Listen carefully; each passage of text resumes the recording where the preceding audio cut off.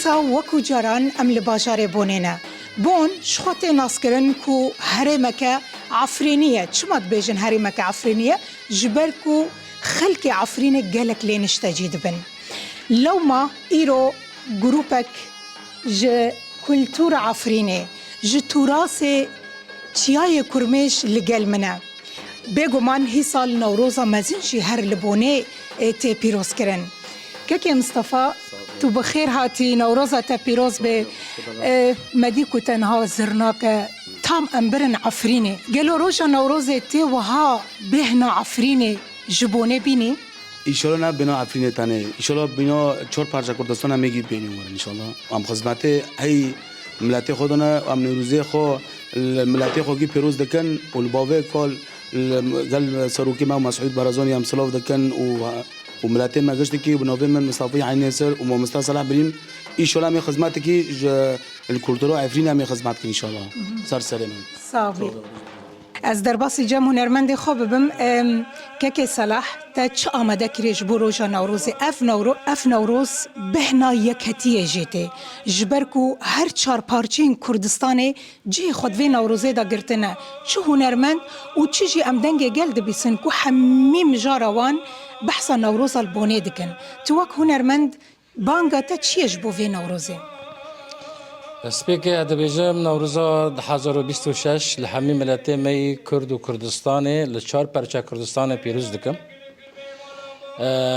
به طیبت خلک می رجاوا خلک می بریندار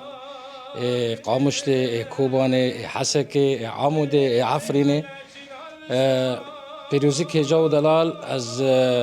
دیاری دکم جبو ملت می کرد تواهی و نوروز پیروز به شنیمانه گیشتنه بختان و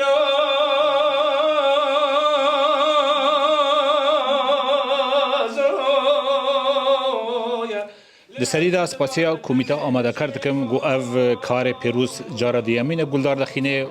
دناروز به جوش و سرکفتی خویاد که بهنا اخا کردستانش به نوروزتی بینا یکیتی و براتی کرداجتی او نوروز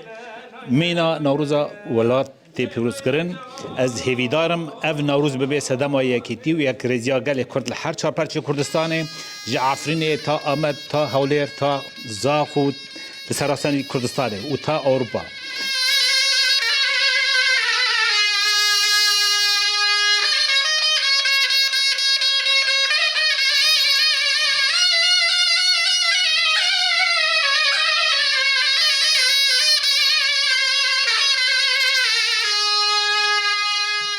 ام نوروزا پیروزکم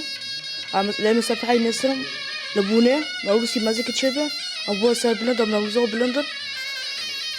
که گووند بکر الوروره آره از براقص مزه بفخر حنگی بگه از بفخر لیخم و همون کرک را دبن بلار نوروزه